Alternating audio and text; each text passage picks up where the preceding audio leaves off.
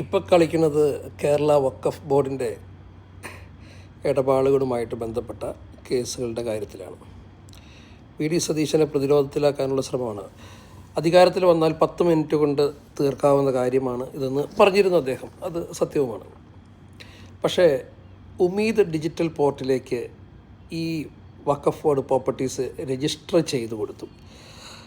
അപ്പോൾ അത് അങ്ങനെ രജിസ്റ്റർ ചെയ്തുകൊണ്ട് പിണറായി സർക്കാർ അത് ഇറങ്ങിപ്പോകുന്നതിന് മുമ്പ് അങ്ങനെ രജിസ്റ്റർ ചെയ്തത് കൊണ്ട് അതിൻ്റെ അകത്ത് ചില നിയമപരമായിട്ടുള്ള ചില കുടുക്കുകളിലേക്ക് ഇപ്പോൾ പെട്ട് കിടക്കുകയാണ്. ഏകദേശം 600 ഫാമിലീസ്, അതിൻ്റെ അകത്ത് 404 ഏക്കറിലുള്ള ഈ കുടുംബങ്ങളുടെ അവസ്ഥയാണ്. മുനമ്പം, എറണാകുളം ജില്ലയിലെ മുനമ്പത്തുള്ള ഇഷ്യൂ ആണ് ഇന്ന് കേരളത്തിലെ വഖഫുമായിട്ട് ബന്ധപ്പെട്ട് നമ്മൾ ഈ കാണുന്ന ചർച്ചകളെല്ലാം.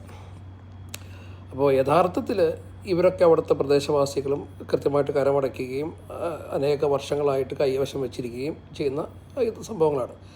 പക്ഷേ ഇത് ഫാറൂഖ് കോളേജിൻ്റെ അവകാശത്തിലാണെന്ന് പറഞ്ഞൊരു അവകാശവാദമാണ് ഉന്നയിച്ചിരിക്കുന്നത്. ഇതാണിപ്പോൾ ഇഷ്യൂസ് ആയിരിക്കുന്നത്. ഇത് ഇലക്ഷന് മുമ്പ് വി ഡി സതീശൻ പറഞ്ഞിരുന്നു, സത്യമാണ്. പക്ഷേ ഒരു കോൺഫ്ലിക്റ്റ് ഉണ്ടാക്കാനായിട്ട് പിണറായി ഒരു പണി കൊടുത്തിട്ടാണ് പോയത്. ഉമീദ് എന്ന് പറഞ്ഞ ഡിജിറ്റൽ പോർട്ടലിലേക്ക് ഇത് രജിസ്റ്റർ ചെയ്തു. അപ്പോൾ അത് കംപ്ലീറ്റ് അത് വഖഫിൻ്റെ അതോറിറ്റിയിലേക്ക് വന്നു എന്നാണ് അതിൻ്റെ അർത്ഥം. ഇനി അവർക്ക് അത് വെച്ചിട്ട് വേണമെങ്കിൽ കേസിന് പോകാൻ സാധിക്കും. അപ്പോൾ ഇത് പെട്ടെന്ന് ഈ ഇഷ്യൂസ് പരിഹരിക്കപ്പെടാനുള്ള സാധ്യത തടസ്സപ്പെട്ടു എന്ന് വേണം നമുക്ക് മനസ്സിലാക്കാനായിട്ട്.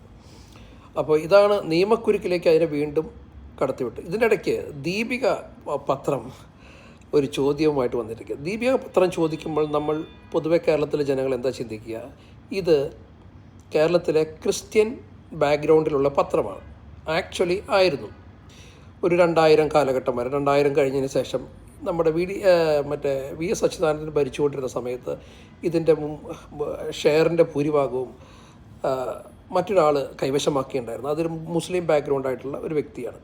അപ്പോൾ ഈ ചോദ്യം ഇന്ന് വരുമ്പോൾ മുസ്ലിം ബാക്ക്ഗ്രൗണ്ട് ആയിട്ടുള്ള ശക്തി മേടിച്ച കത്തോലിക്ക സഭയുടെ പത്രം ചോദിക്കുന്നു, വഖഫിൻ്റെ ഇഷ്യൂസ് എന്തുകൊണ്ട് പരിഹരിക്കുന്നില്ല? 10 ദിവസം കൊണ്ട് പരിഹരിക്കാമെന്ന് പറഞ്ഞിട്ട് വി ഡി സതീശൻ എന്തുകൊണ്ടത് പരിഹരിച്ചിരുന്നില്ല? അപ്പോൾ ഈ ചോദ്യത്തിൻ്റെ പുറകിൽ ഒരു ജാതീയ ലഹളയ്ക്കുള്ള ഒരു സാധ്യതയാണ്, അല്ലെങ്കിൽ ഒരു വിദ്വേഷം ഉണ്ടാക്കുക, ഒരു പ്രശ്നം സൃഷ്ടിക്കുക, 2 മതങ്ങൾ തമ്മിലുള്ള ഇഷ്യൂ ക്രിയേറ്റ് ചെയ്യുക. ഇത് വളരെ കൃത്യമാണ്. പക്ഷേ ദീപിക പത്രം ഭരിക്കുന്നത്